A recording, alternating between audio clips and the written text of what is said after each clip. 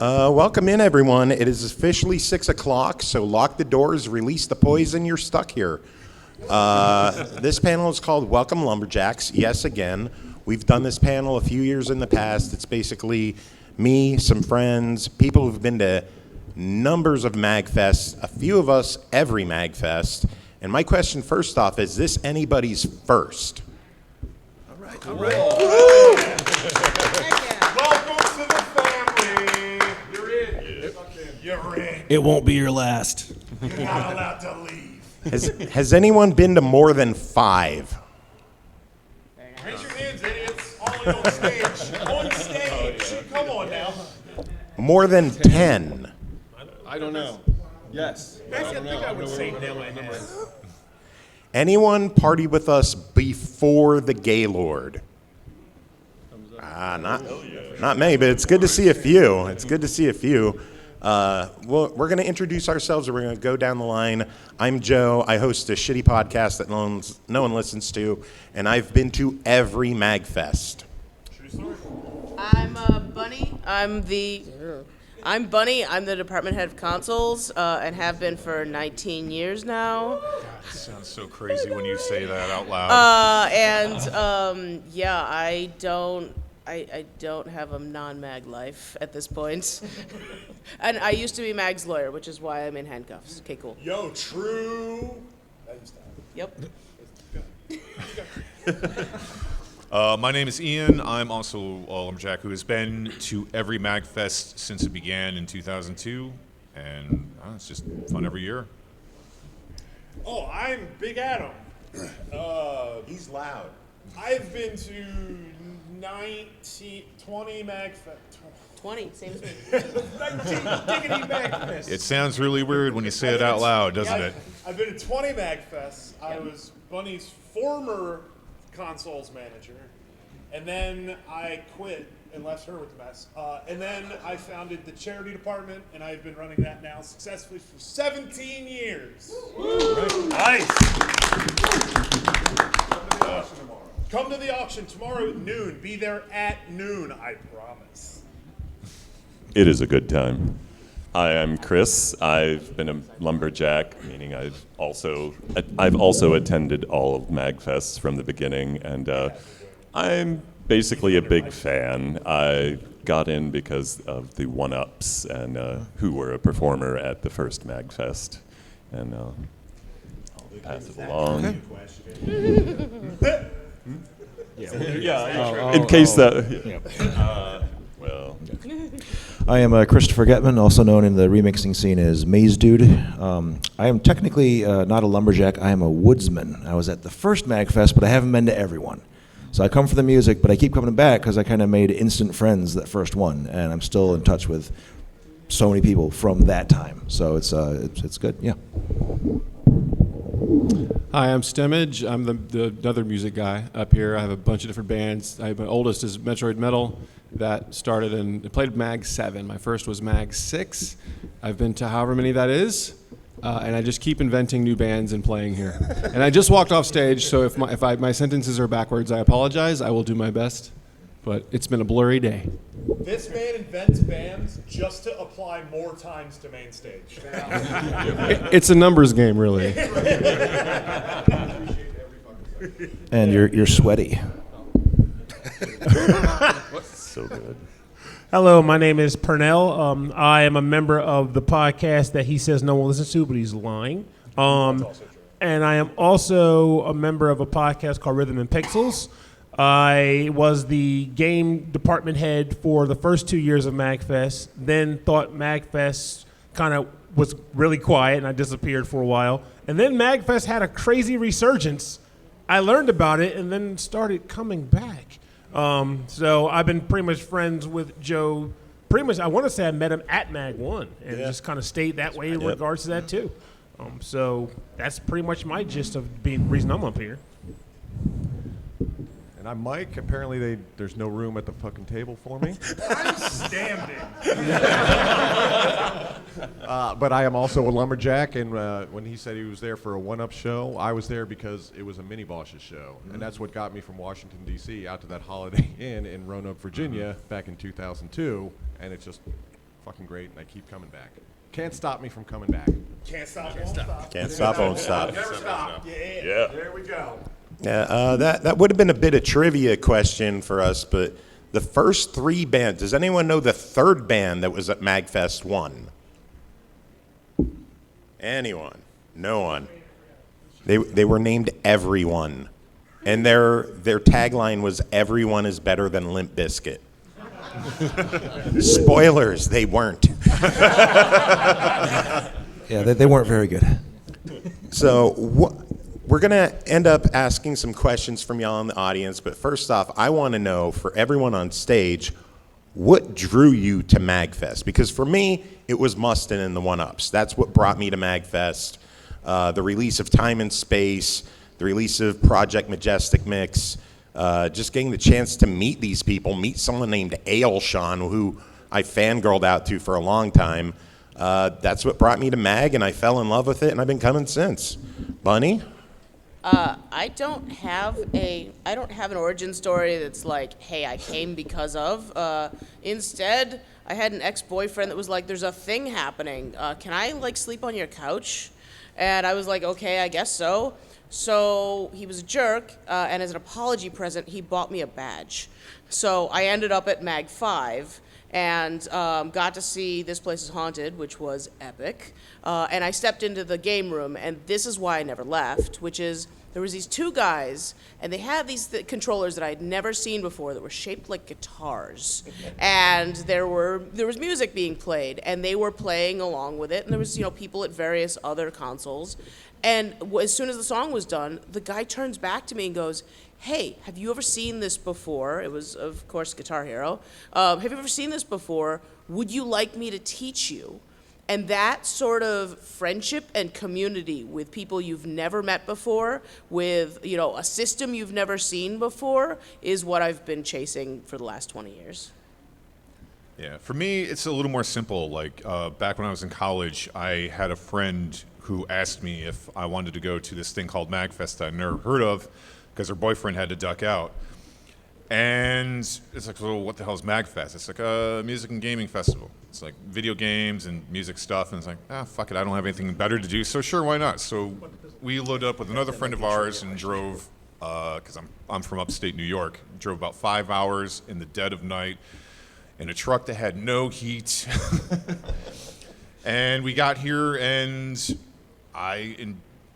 it was worth it. That was a crazy thing. It was totally worth it. Made a lot of friends, met a lot of people, had a lot of fun. And I just kept coming back year after year after year, and suddenly it's 2025. And now we're old. And we're old. So I had been going to a couple anime conventions, and one thing that always kind of bummed me out about anime conventions is that they always close at night. And I was, that's just kind of the way they are. And I was at Otakon. I lived most of my life in Baltimore. And at Otakon, there was an odd little gentleman walking around in a Nintendo NES Classic, like an NES controller costume. And he just had pockets on the sides, full of these hand... What? She's asking to talk. Oh, sorry. Oh, I can use the microphone. No, you can't. Use the microphone. Oh, okay. Yeah. So, basically, I was at Otakon. The second owner of MAGFest, Brendan, was walking around in an NES costume, like a controller costume, and he had these little sleeves on his sides of the brick that had a hand-drawn flyer for a video game party that was 24 hours for, at the time, 3 days. And it was, about 6 months away at that time. And I was like, cool, I can save for that. And then I had spoken to a couple people going into that had heard of MAGFest before, and they said something to me that changed my perspective about like conventions and festivals or whatever you want to call it. And they were like, when you go to an anime convention, you're gonna hang out with your friends. You're gonna gang up with your crew, just like anybody else does, right? You're gonna enjoy the event as a crew. When you go to MAGFest, it's different because there's one party. It's called MAGFest, and everybody in the building is a member and invited guest of said party. And to this day, that statement is true. 100%. Hell yes. Good luck following But- that up. I know. Chris, you have your own mic. So You have your own mic. are we arguing over? All right. So I'm Chris.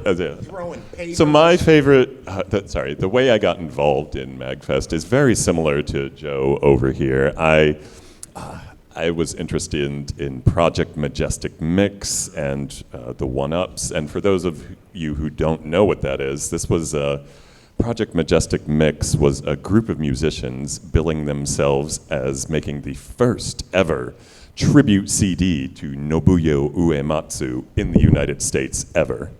And as a new video game music geek, I was like absolutely fawning over this. You know, they had web forums and everything in like the mid 90s.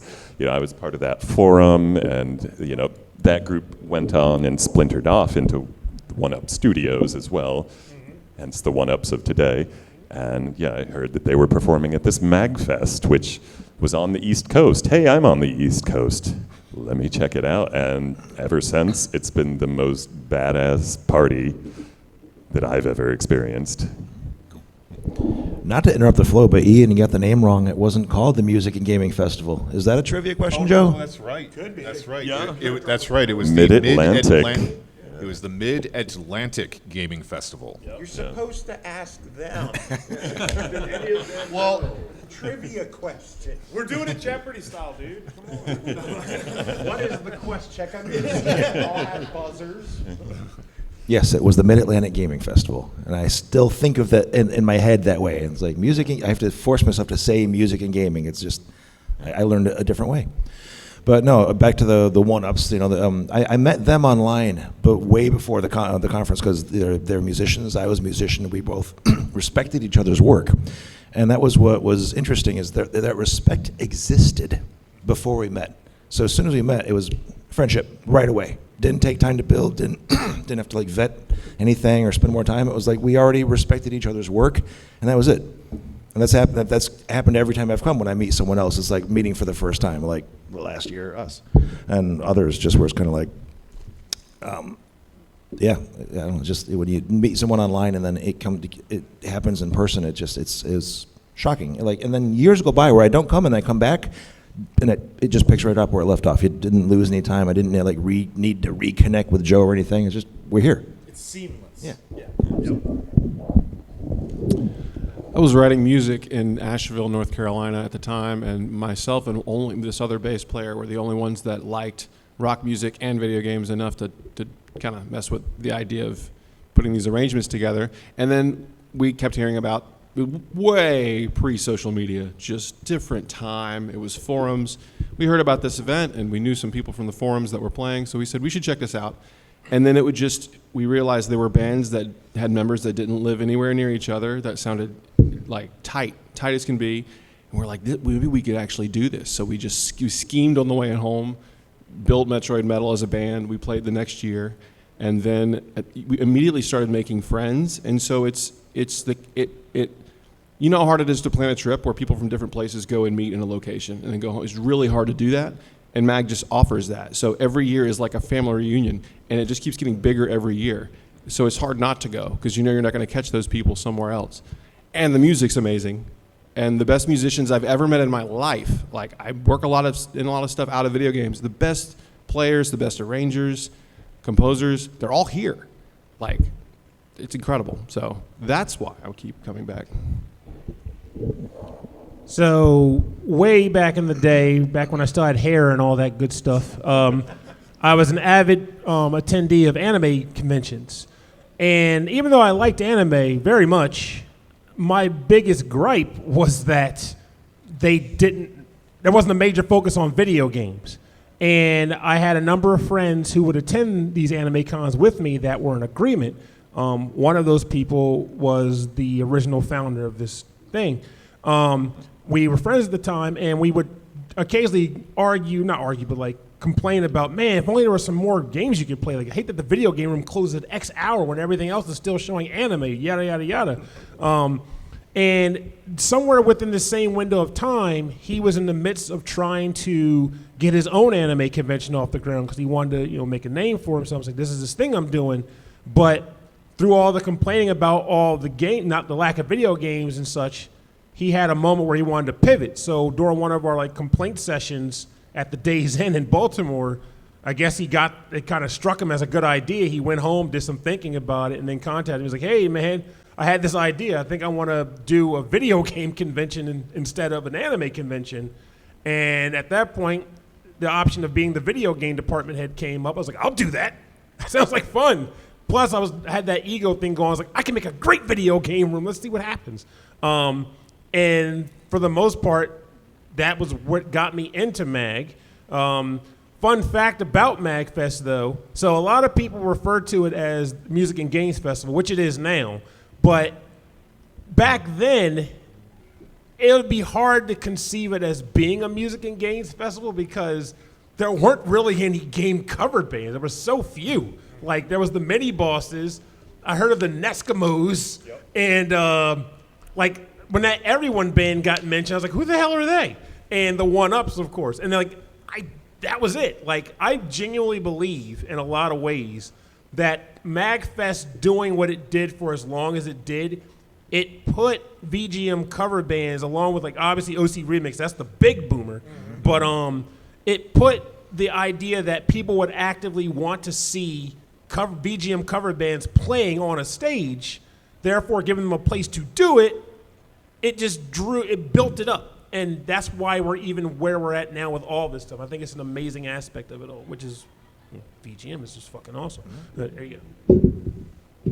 All right, so we go way, way back to 2002, and I'm in college in D.C., and I know literally nothing about anything that would become MAGFest. And a buddy of mine just kind of runs up to me with a piece of paper in his hand, and it was just a flyer for a Mini Bosses show. And he said, we have to go see this band. They're from Arizona or whatever, but they're like, now they're coming to Roanoke, Virginia. How the fuck does that happen? And in like the very lower corner of the flyer was like, at MAGFest.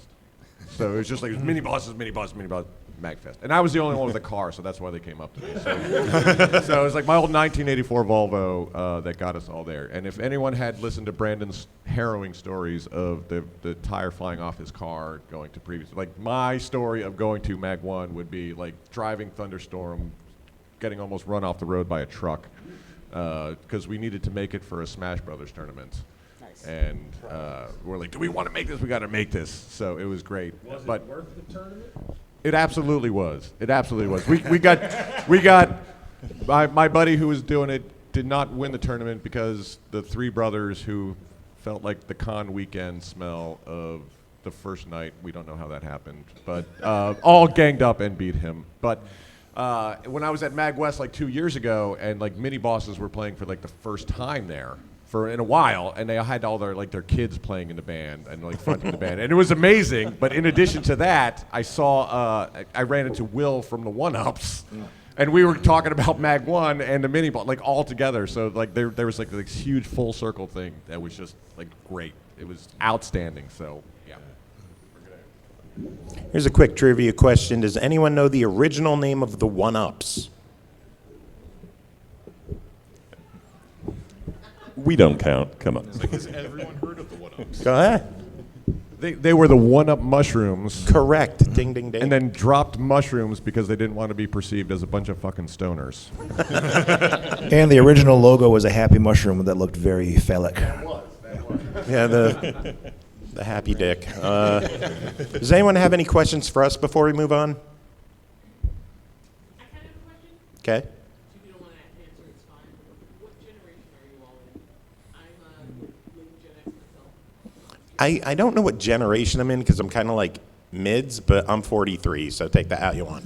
Yeah, a lot of us are kind of on the cusp of Gen X to millennial, kind of like born in around 1980-ish, some before, some after. Yeah, 80s kids. Yep. Yeah. 85. 79, 70s. Anyone? Yeah.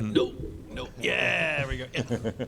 I think I'm Gen X because I remember looking it up and I was at the very back end of whatever gen I'm in. It's like 1980, so like exactly 1980. Yeah, like I am literally like the last Gen Xer, like December 1980. Okay. So it's like, nope, that's the cutoff. I'm curious, why do you ask? I wanted to tell a very brief story. I'm a Mag West organizer, Give me like 45 seconds. Yeah. I am not a lumberjack, but I guess in terms of theming, I guess I'm a cheerleader because the first MAGWest was during a cheerleading convention. In 2009, Yeah. my first That year. went no, where hold we on, let me- expected. I'll tell this real quick story. In 2009, when Dom and Paul and some of the other guys were talking about we need to do something like this on the West Coast, I'm like, hell yeah, let's do it. Get me involved. So I got into the Google group that I think had 3 posts and it just died. And then 4 or 5 years later, they finally got things back off the ground and started going. And then ever since then, I've been involved in the music department there. I am one of the main booking leads. I have been with MAGWest since the beginning. I'm not here to take away from this, but to say that if there's a sequel panel to this, I'll probably be sitting on that one. Welcome cheerleaders. Yeah, welcome cheerleaders. Yeah, I'll Cheerleaders. have to keep that. My You name's got to Gene. organize Yeah. that one. You got to set that panel up. I'll go to it. Well, on that subject, Joe, should we explain why we're called Lumberjacks? Does anyone know the story? Well, Not that's counting kind the of cheating Lumberjacks. if we ask you. Anyone else? But, There was at the very Yeah, first yep. MAGFest when we were driving around looking for a sign that says MAGFest here, MAGFest. Like where the fuck are we going? We can't find this place. The hotel sign said "Welcome, Woodsman of the World." Yeah, because in our arrogance, we thought we had the entire place to ourselves, and we were basically like third billing. Yeah, there were no signs. We had to go into the building and like, where do we go? I mean, here, obviously, yeah, it's everywhere. But back then, it was just like, are we in the right place? So Yeah, we had no clue if it was the right place, but it was, and 300 other people found that place, and now 24 years or 23 years later, we've got 25,000 people hanging out at this we place. had, let's see, there was 265 people at the first MAGFest. And like quite literally, when we checked into the hotel, it was like, "Are you here for the video game convention or the lumberjack convention?" Yeah. And we're like, Yeah, 'cause, what like do you you asked the think? wrong What do you employee, think? and they're like, "Hey, we're here for MAGFest." What? I'm here for both. Oh, you're part of that video game nerd thing. Yeah, that's down the hall. They're in the basement. There was always some sort of weird thing beside the first one I went to. I think it was a James Bond convention. Oh, So when you yeah. walked in, all you saw were these racks of crazy glam clothes, and then It was a oh, New Year's Eve party. That's right. And And you know, everyone was gussied up to the nines in tuxedos and all these fancy dresses and everything like that. And then you have all of these basement-dwelling video game nerds just totally crashing the entire venue. oh, they were wearing their hated us. clothes off the racks, and you know. It was Yeah. a James Bond themed party. That's accurate. And the funny part is that group's organizers basically gave the Hilton Mark Alexandria the ultimatum: if you don't get rid of the MAGFesters, we're leaving. Guess who stayed? My favorite mix of events that happened was, I don't remember which hotel it was at. I think it was MAG 3. It was the one that Diggy Diss came to, if That you was in remember what year that Williamsburg. was. Yep. They had some kind of church gathering going on at the same time. Oh, yeah. And there's girls in skimpy, cosplay outfits walking around. Yep. And you'll see someone walk by and they were losing their minds over all the cosplay and scantily clad people there. And that was pretty entertaining. I don't know. It's becoming a den of sin. I kind of liked a couple years ago when we backed up to Big Night Out DC, because we were in New Year's again here in the Gaylord, and I don't know what Big Night Out DC's mission or values are, but we found more than one haunted vibrator in the stairwells, just buzzing along by itself with no one to be found. Yep. How have you never told me that before? You're welcome. Any other questions, quick? What happened there? I got a question for you guys. We always talk about what kind of great stuff we've done at MAGFest. What is your biggest regret from MAGFest? For me personally, it's not going to the Nobu Uematsu meet and greet. I didn't get to meet him. I didn't get to shake his hand. I was dealing with a lot of back pain, so I only got to see part of the concert. But that's it guts me to this day that I haven't gotten to meet that guy. So that's my biggest regret. Although, to be fair, the meet and greet line was insane. Like, take the longest line you have ever seen at any MAGFest you've ever been to, and just imagine the entire con lining up. That's what it was. Dude, have you seen some of the lines here this year? Yeah, and they almost hold a candle to the line for the meet and greet. So, as another department head, I don't really get a lot of time outside. They don't give me recess frequently.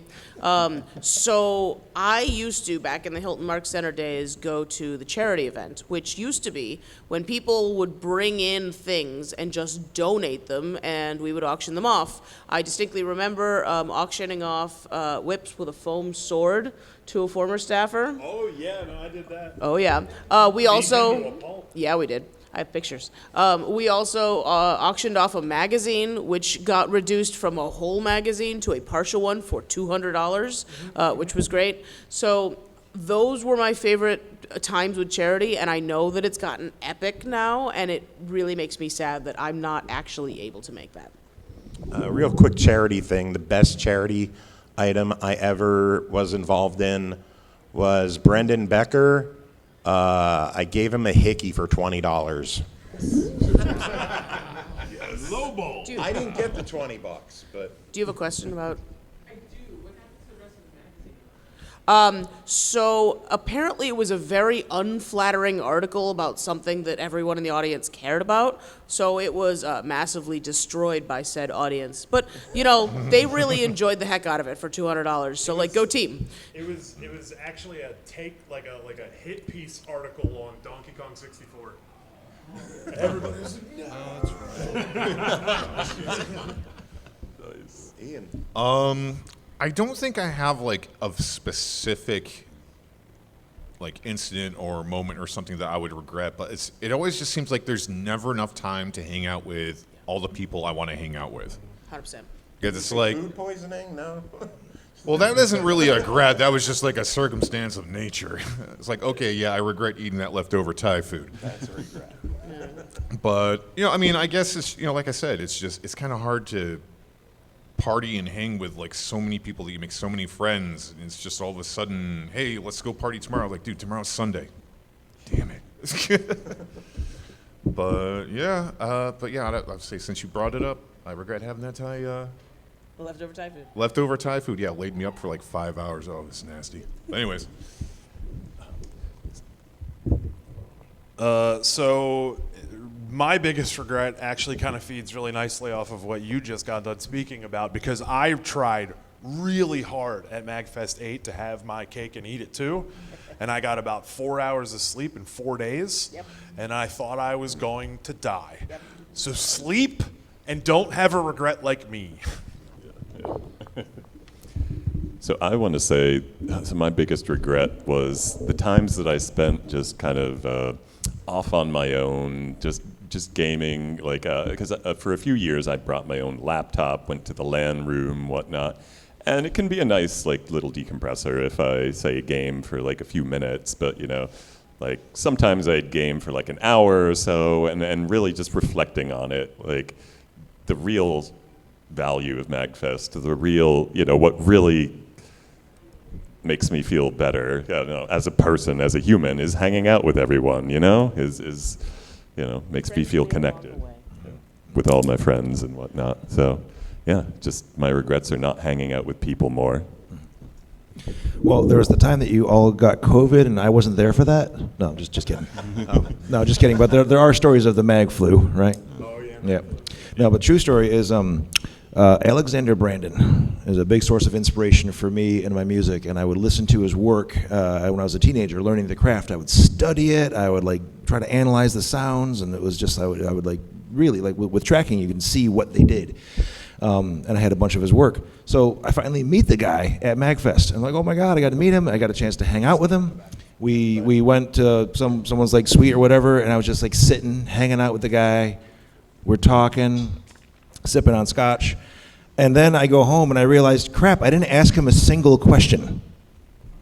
Like, I didn't ask him anything about the craft or about what was your inspiration for this track or how did you make this sound. And I got home and I'm like, what an idiot. Like, I had this chance to like get the inside scoop on all these tracks that were my source of inspiration, and I didn't think to ask it. So when I saw him last year, I made sure I made up for that. But yeah, if you get a chance to, talk to someone that you want to know more about, ask, because it's easy to forget. So. Two massive regrets. One, not going sooner because there were some bands that had broken up by the time I got there, and I would have loved to have seen them when they existed.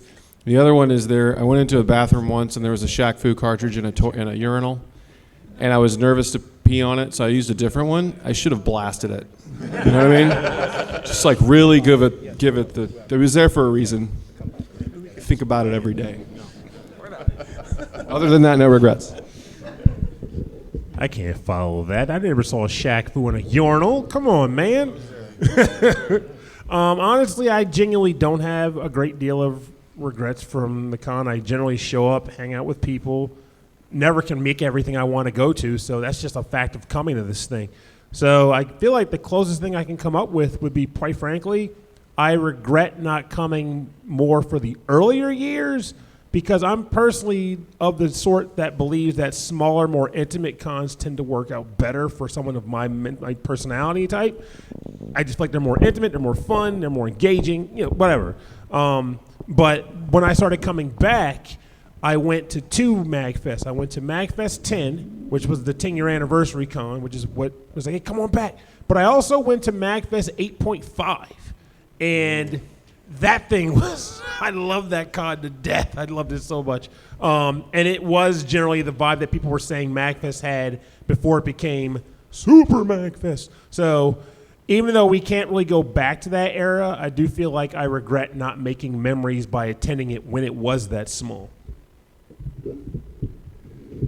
So I don't have a lot of MAG regrets because I keep coming back every year. So if I miss something one year, chances are it's going to happen again. But the one thing that I wish I did, because now that I volunteer and my duties take me far and wide, is to have not abused the crap out of that in previous years. Because before, like literally right before this, I was using my staff badge to get backstage for Family Jewels because the line was just bonkers. And that happened a few times in previous years, and like my regret is that, wait, I'm a staffer. Let me get in to see some more of this stuff. Sneak me a badge. And dare people to like stop me from doing this. I just realized I have one regret. I regret not getting to the Family Jewels line sooner in order to get in. So there you go.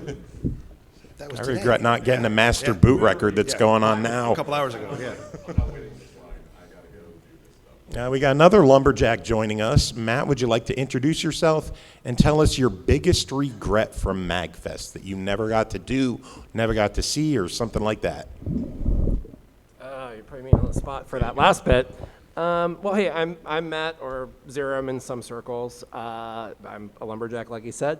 I should have been thinking about like the regrets from the context clues I picked up in the last few minutes, but alas.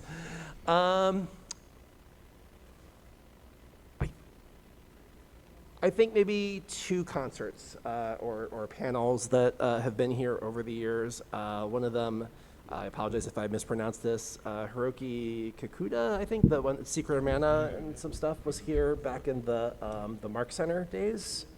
And there was some stuff there. And then I think there was the Cuphead concert that was done 2-3 years ago. That was good. I don't know. I've been around, so I've done a lot of stuff. I've also... There's enough times where it's like, if I miss something, it's like, I value hanging out with the friends that I see here only once a year.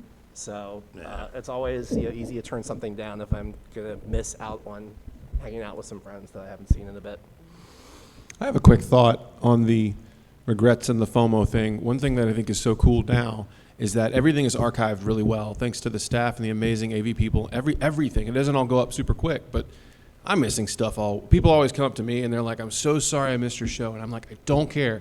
I've missed so much stuff this weekend, and I'm going to, but it's all going to go online and be amazing in high def. And so at least the people going now can visit with their friends and family and not worry about missing out on a once-in-a-lifetime thing. Maybe it's not nothing like being somewhere, but still, at least you can follow up. Make MAGFest last for weeks. So hello to the archive viewers when they watch this 5 years from now. We love you. Hey! Yeah. We appreciate you. Next question I've got for you guys. We all love the concerts at MAGFest, right? Everyone loves concerts at MAGFest? I guess so. It's okay. Yes. What has been your favorite concert from MAGFest? I'm going to go with Lonely Rolling Stars. It was pretty amazing to see my own face up on the screen in their visuals, just going, like a dickhead. But There was a I whole lot love of Joe. Lonely Rolling Whole lot of Stars. Joe on that screen. For There was. an hour. The description on that like CD was like, and there's some guys we found out by the dumpster in the back that we all just decided to play music with. So it's like that is a great one. We need Lonely Rolling Stars back at MAG. We absolutely do. I'm going to be lame and second that and one up it at the same time. Not only Lonely Rolling Stars, but the year where they had, God, why am I blanking on his name? The composer for Transformers the movie and one of the later Rockies, Vince DiCola, playing with them for like a half hour in one of their sets. All right, I got two. An old one and a new one. The new one is Mariachi Entertainment System from a couple years ago because they were so crisp and so clean, and I have never enjoyed mariachi music that much as in their concert. The second one is Mag 5, This Place is Haunted. It was in the tiniest room possible. The people jumping around were nearly hitting their heads on the ceiling, and everybody was rocking their face off. Yeah, it was like incredible. That was a strange room for a It concert. really was. Because you had to like step down behind a bar, and Yes. the room was just and then, it was and then you're just like, totally this, bizarre. This it was is the like, concert what is, room? I what feel is like I've this? been put in a closet. Yeah. What? It's like, what's happening here? Yeah. For me, let's see. It's kind of a close one. I would kind of have to cop out and say at Mag 10, Nobu Uematsu and the Earthbound Papas, because like when they were performing, it kind of just felt like MAGFest just attained a new level of, I don't want to say like awesomeness, but everyone just it just felt like the entire event just kind of stepped up a notch. You know, new venue, you know, someone really high profile like that. The close second would have to be the Tiberian Sons performing with Frank Klepacki. That was amazing, and I'm not saying that just because Tony Dickinson is right over there in the audience. I'm going to throw down just for anybody in the audience who hasn't been coming quite as long. We keep saying MAG in numbers when it's like years now. And MAG 10 was the first year here in the Gaylord. This is MAG 22 this year. Yep. And I was like, I thought the next question that he would ask was, where were you all during the Uematsu year? At the frickin' concert. I mean, yeah. No, Uematsu's concert was phenomenal. So yeah, it was a toss-up. For me, it was a toss-up between Uematsu's concert, for sure, and a much more recent one, the 8-bit big band performance from just a couple years ago was phenomenal. I had no idea that big brass bands even played video game music, let alone won Grammys for it, and that's so fucking incredible. Excuse my French. And yeah, I also love the bands that just form up every year, you know, just for MAGFest, like you were talking about, Super Strikers, Smash Brothers, and whatnot. Shout out to when I got to sing with the Smash Brothers on stage with Jake and Mustin and DJ Potato doing the Katamari theme. I remember that. Last year, Metroid Metal, it blew my mind when Mother Brain came out on stage. My jaw dropped, and then I saw the smoke come out, and then it moved. I blew my mind. So good job with that one. That was really cool. We hadn't seen it move before, so we were like trying to concentrate on playing our instruments while this thing was undulating and drooling little plastic bits. Yeah, that was amazing.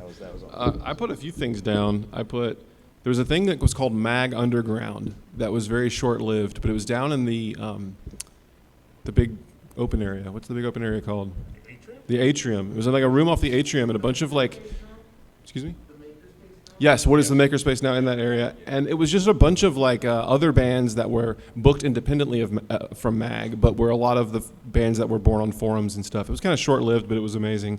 I saw a Cheap Dinosaur show at New Year's where they had the countdown in binary, and for some reason that was very special. And MAG was way earlier, so it actually happened at New Year's, which was interesting. And then any Bit Brigade show. I don't know what my favorite is, but if you haven't seen Bit Brigade, get in line tonight. I think they're doing their best set they've ever done right now, and You know the game? it's.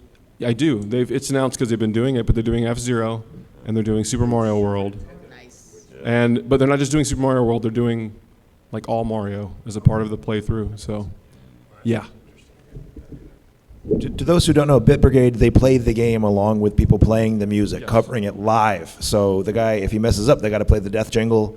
Like it's real time. So speed running with They perform the music from Yeah. the game in real time while with someone that- is playing it in real time. And with that said, I genuinely feel like it's amazing in the sense that for years I've questioned if there's some kind of trick they're playing on the audience because the way they get it done and the timing of everything, it's immaculate gameplay to watch.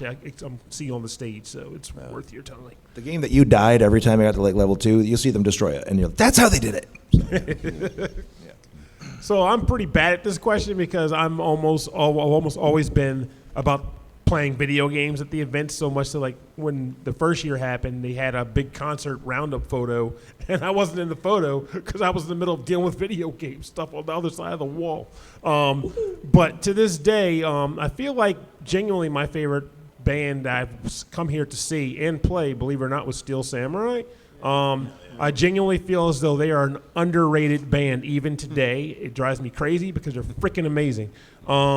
And on another note, though it wasn't at this con, it sticks up in my mind that Super Strikers band. I didn't get to see them this year because I didn't come till today, but they put on a really fantastic show regarding lots of hopping around, throwing plastic sports balls around, and it's a very energetic and positive vibe, which music is music, and it's great to listen to it, but there's something to be said about when musicians play in such a way that you're bouncing and smiling with you. You're not smashing each other. You're just smiling, and it feels good. So those are my answers. Yeah, they did that yesterday. Yeah. Oh, there it is. So it counts.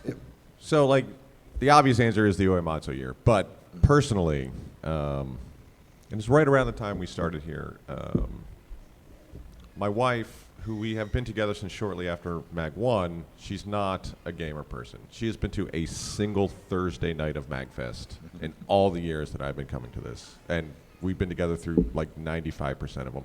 But that year was Urizen was playing for like the first time here. And, you know, so just in addition to being fun-ass musicians, like seeing like the giant props that they had on stage and, you know, their Dr. Wily character of just doing everything. Like the skit combined with the music was just, you know, and being there with my wife was just one of those, like, this is a new core memory, you know, kind of thing. So if Urizen ever comes back, go see Urizen. Look up their old performances, and they are incredible. But it was just like, they put a giant inflatable leech up on stage, and we're shooting it with like a leaf blower with toilet paper attached to the gun, so it would blow the toilet paper out at, you know, the leech as the doctor, you know, had his fucking head being lit up by some LEDs and everything. So it was just this crazy thing. While the entire band is back there just rocking out, and they're just awesome. So it's like, if you ever get a chance to see them, and that is just an amazing thing. So. Do you mind if I comment here one more quick story? Go for it. It's so special to me. So, and I'm not saying this just because Grant is here. So again, I'm here as the MAGWest representative. I think MAGWest 1 and 2 felt very much like MAGFest West, but MAGWest 3 in 2019, the stars just perfectly aligned. We managed to get Saori Kobayashi.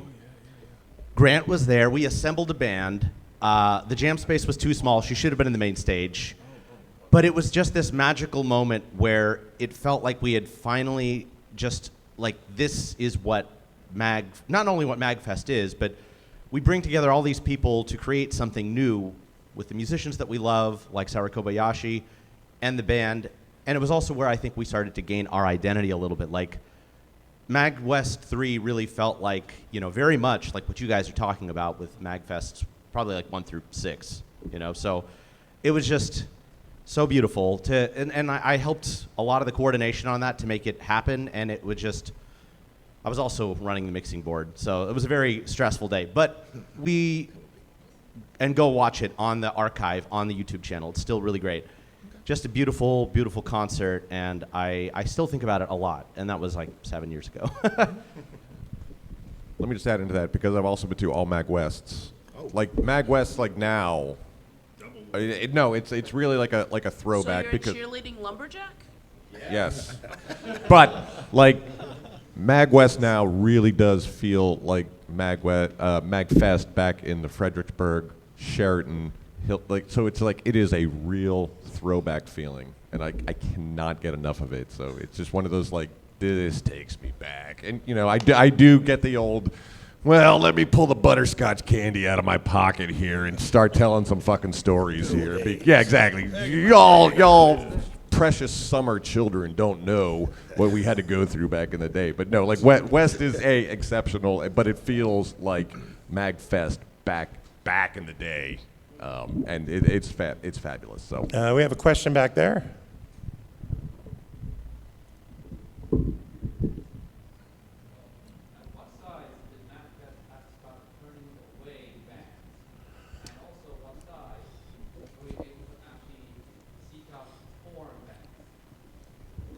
The first year that people got turned away, to my knowledge, was 9, where it was an official cap.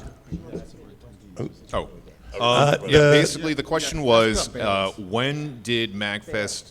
Not attendance, but bands. Oh, bands. I thought he said at what point will they turn away bands? Yes. Okay. Bands. And then, all right. application process, I guess. yeah, and then what was the second part?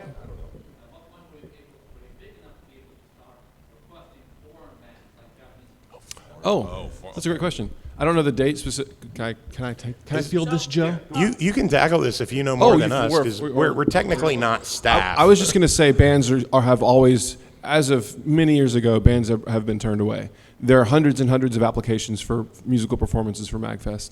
So every single time it's painful and triage. And I don't do it. I mean, I just know it happens because I know a lot of people that have applied for 10 years and haven't gotten a slot. So there's just so many people playing now.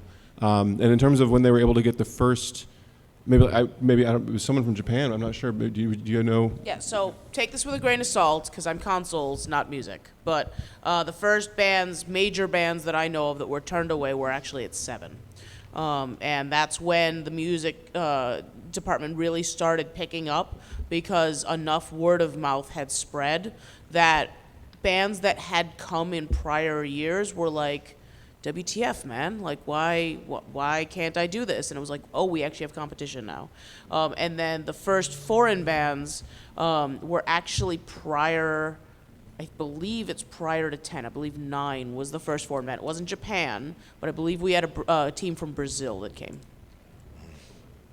Question in the green here.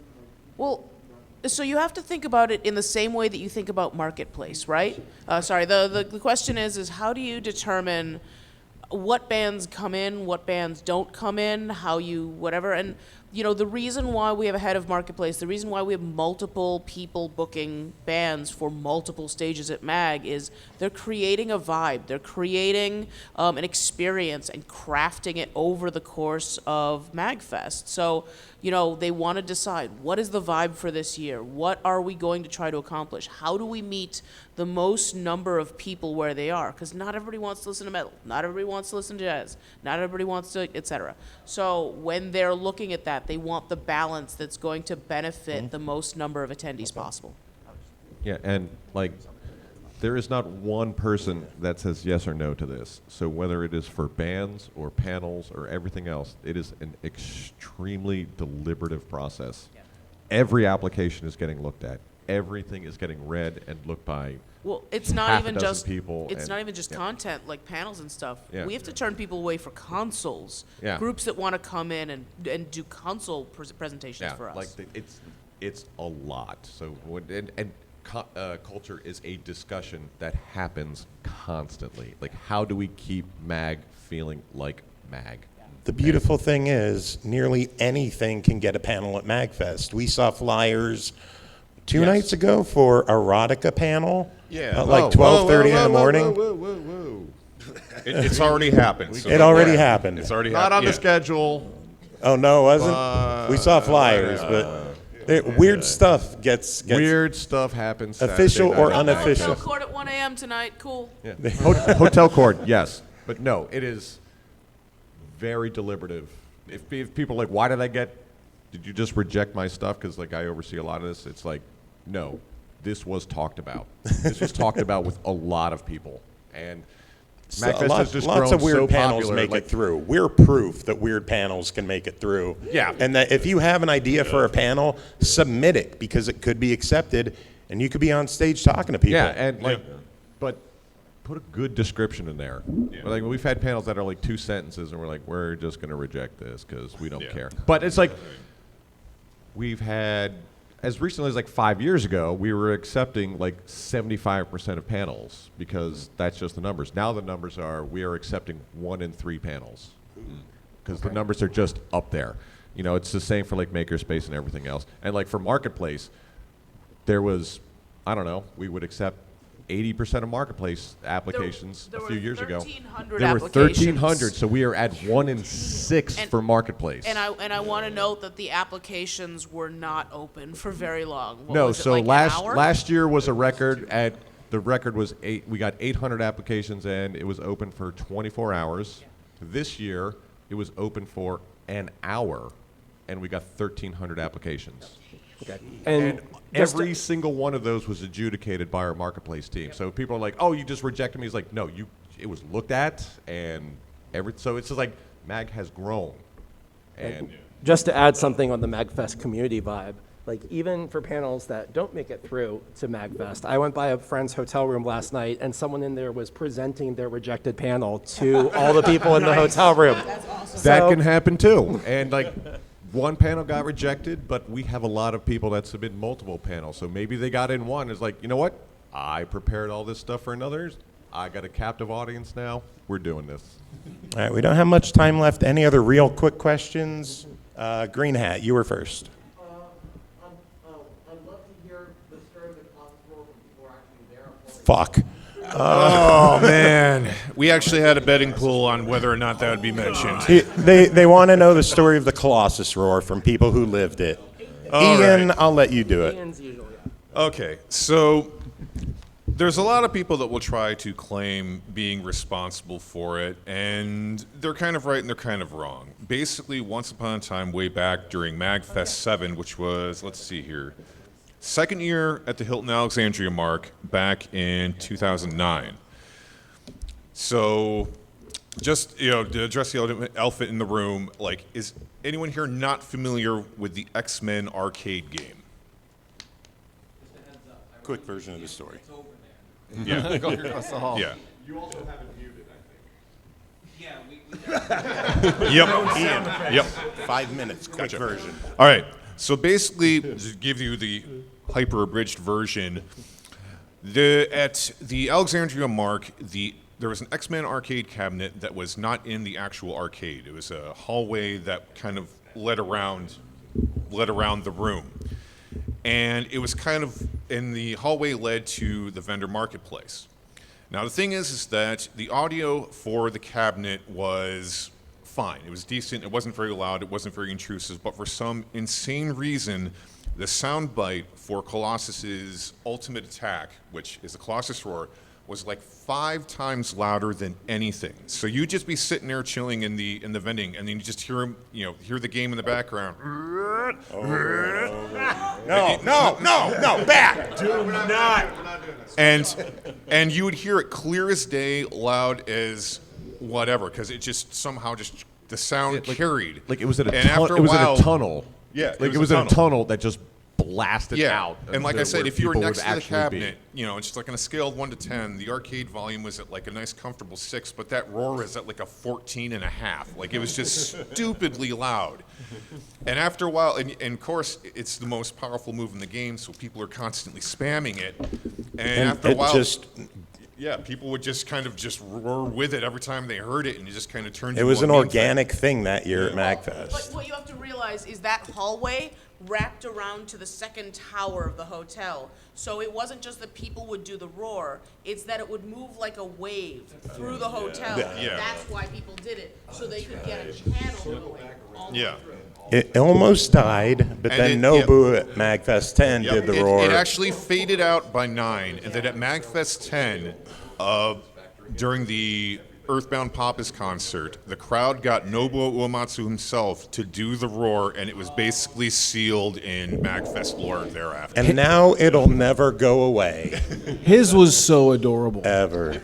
It was just kind of like, and then everybody, MAGFest literally has signs to not do the Colossus roar when you cross over to the hotel side. There are signs like no Colossus roar beyond this point. And we have all gone through like the 5 stages of grief. We're in acceptance right now, where we're just fucking it's like we don't mind tolerating if people do it, just do it right. Don't just yell you from the gut. Like, I mean, it's like you're doing a Chewbacca impression.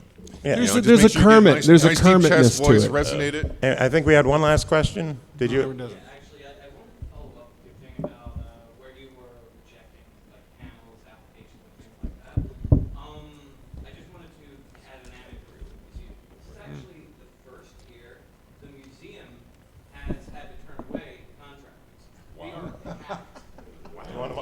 And also you left 3 of your boxes down at Expo E. I took pictures. Oh, sorry.